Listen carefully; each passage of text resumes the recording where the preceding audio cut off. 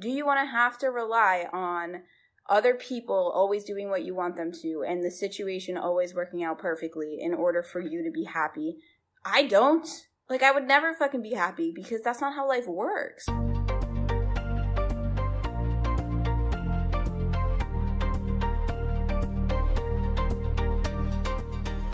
How many times have you thought about quitting your job and starting a new life?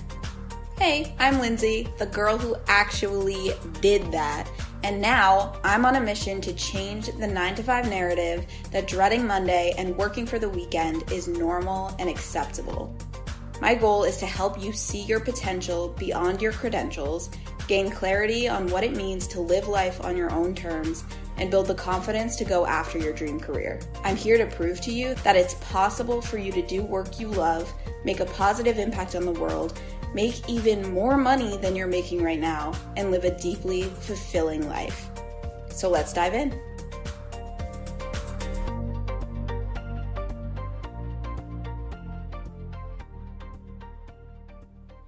What is happening, my loves? Today I want to talk about how we create our own realities. But before I even get into that, I just want to say some stuff that just is on my mind, and I just feel compelled to say it. So hopefully whoever needs to hear it is listening right now. But I just want to say that you are good enough. You are worthy just because you are, just because you exist, just because you're here. You are worthy of everything that you desire. You're worthy of love. You're worthy of money. You're worthy of success. You are more than enough just because you are. And you're not doing anything wrong. You are exactly where you're supposed to be right now, and everything is happening for you. And I just think we put so much pressure on ourselves sometimes. Like, let's just let go of the self-doubt, let go of the self-judgment, let go of the obligation, feeling like we should have done something or we shouldn't have done something or we should be doing something differently, because you are perfect exactly as you are. You're not fucking it up. Like, you're okay. You're safe. You're good. You're worthy. Okay. I just felt like that needed to be said, so I hope that if you needed to hear it, you heard it. Okay.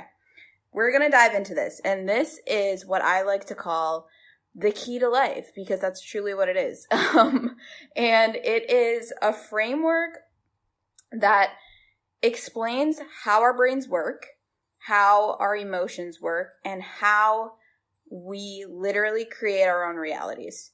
And I cannot take credit for this. I believe the person who came up with this model is Brooke Castillo, who created the Life Coach School. She has a podcast. She is amazing. So you can follow the Life Coach School if you want to hear more about this. But this is the model that she teaches, and I have found it to be applicable to every single situation ever, and it's changed my life. So it's the model that I use with my own clients now as a life coach, and I am going to teach it to you today, and it is the key to life. So here's the thing. Here's the key. All circumstances that happen in our lives are neutral. Nothing that happens is either good or bad until we make it good or bad, until we decide it's good or bad, until we have a thought about it that it either is good or bad, right? So let me think of an example. The example that always comes to mind for me for some reason is like traffic. I don't really know why. This is always the first example to pop into my head. But traffic, right? There's a lot of traffic. It's rush hour. You're on your way to work. Traffic in and of itself is not good or bad until you decide that it is good or bad. And if you're sitting in your car and you're like, there's so much traffic, I'm going to be late, I hate everyone, this shouldn't be happening, right? then you're going to feel frustrated, you're going to feel annoyed, you're going to think that that situation is bad, that situation is negative. Or you could just be chilling in your car, like listening to your music, just cruising, just like having a great fucking morning and not think that it's a problem that there's traffic. It's not a problem until we decide it's a problem, right? So one area where I see this most in my own life is flying. So I have had fear of flying and flight anxiety for years. And it's something that I'm working on. Every single time I fly, I get a little bit better at dealing with it. But the thing is, flying is a neutral circumstance, right? Like, flying is not good or bad. Flying is not stressful or relaxing. It just depends on how you're thinking about it. And that will dictate the experience that you have. And so for me, the thoughts that I have when I am on an airplane are, this is terrifying. Humans are not meant to be up this high. What if something goes wrong? Like, turbulence is scary. Turbulence means something's wrong. Turbulence is a problem. Get me off this flight. I hate it. I hate it. I hate it.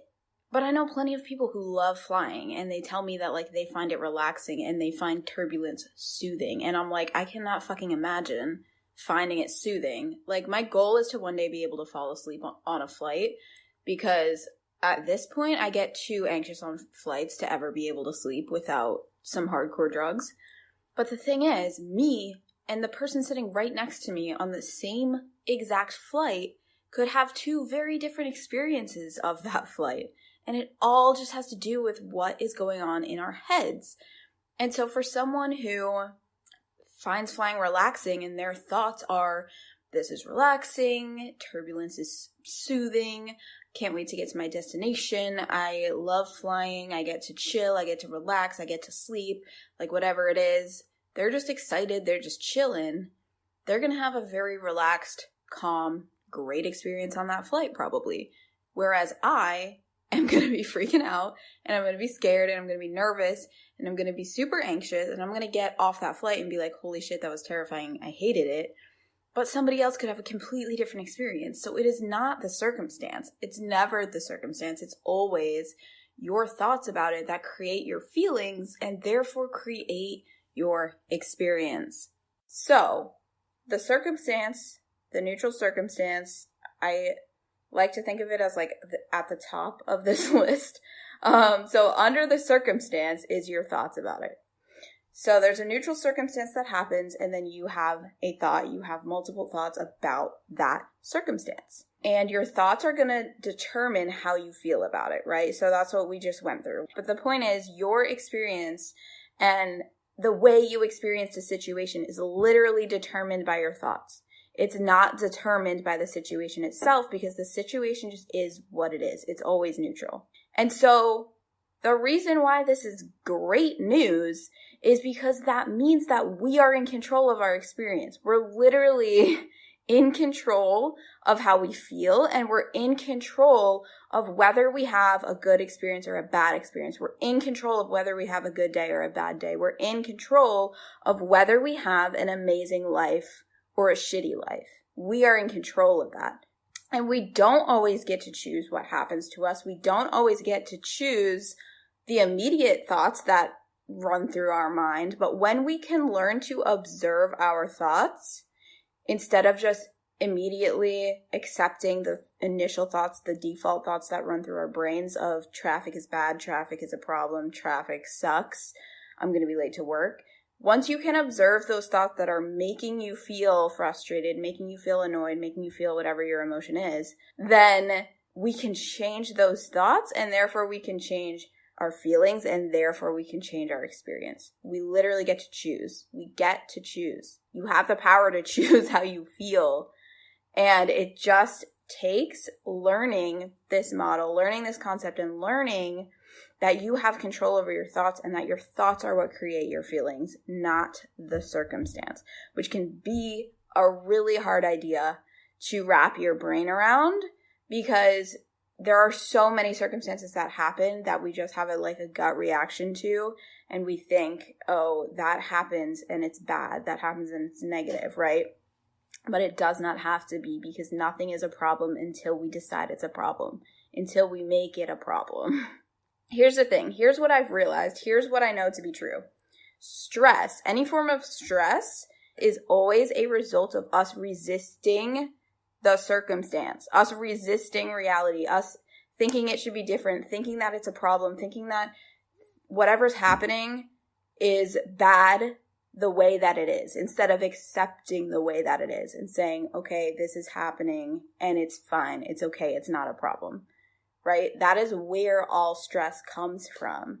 And so the key to feeling less stressed and feeling happier, like, this is the key to happiness, you guys. This is why this is so fucking important.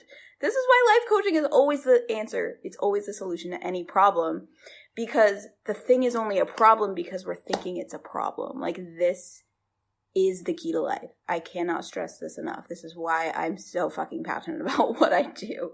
Like, if you can identify what are the thoughts that are making me feel stressed out right now, and you can identify those thoughts and then decide what you want to think instead.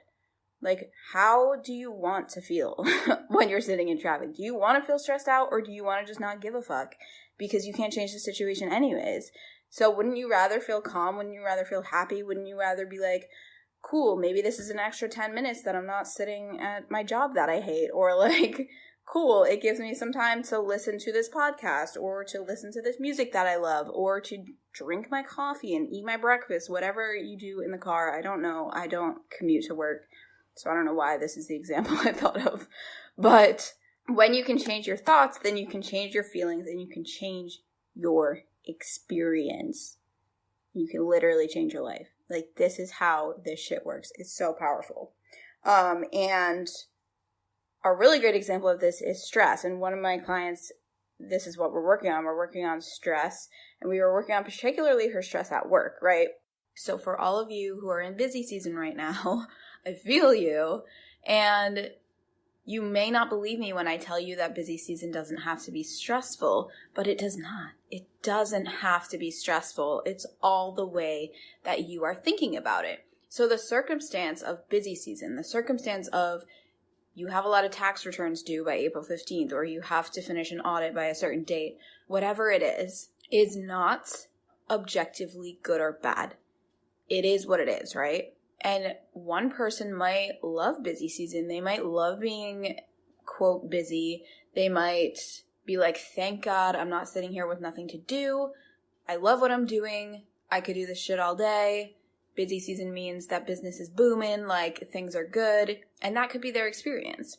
Or it could just be a neutral one. Like, you don't necessarily have to love busy season, but what if you could just be neutral to it? What if you could just be indifferent and not feel stressed out about it?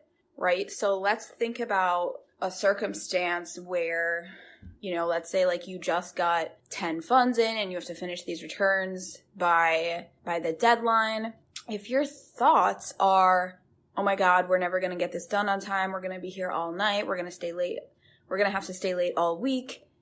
This is stressful. We're so busy. There's so much to do.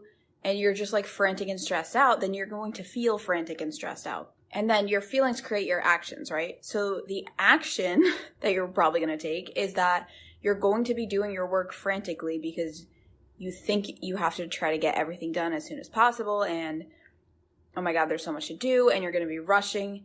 And the result is you're probably going to be making mistakes in your work. And you're going to miss things. You're going to have to go back and rework things. And you can end up creating even more work for yourself.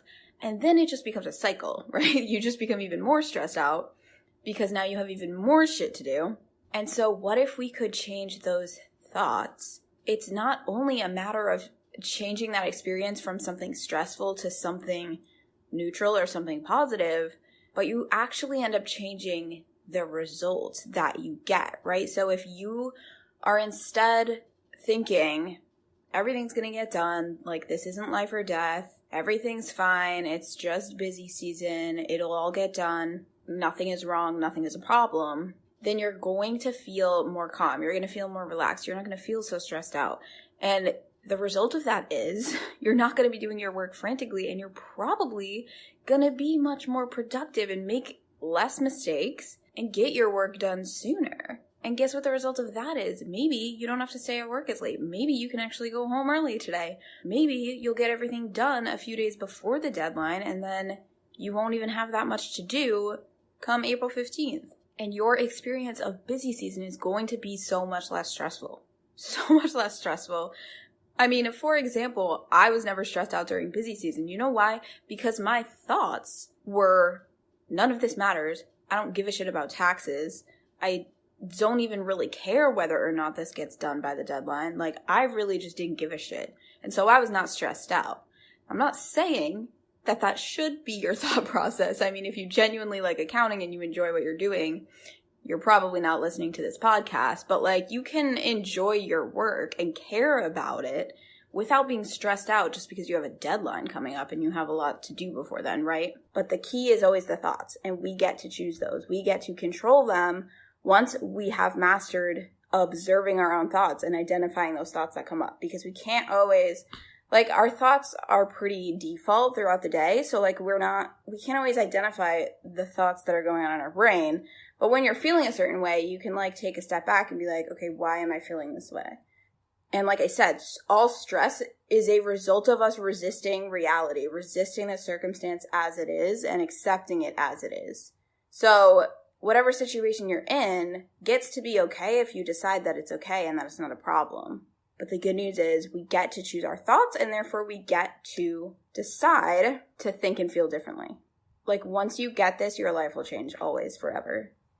There's no going back. There's no going back. Once you realize that you're in control of your experience and you can't blame how you feel on other people or other things, then you have to take responsibility for that, which kind of can be shitty sometimes, because sometimes you want to just be like, well, if that person would stop acting the way they are, then I'd be happy. But is that how you want to live your life? Do you want to have to rely on other people always doing what you want them to and the situation always working out perfectly in order for you to be happy? I don't. Like, I would never fucking be happy because that's not how life works, you know?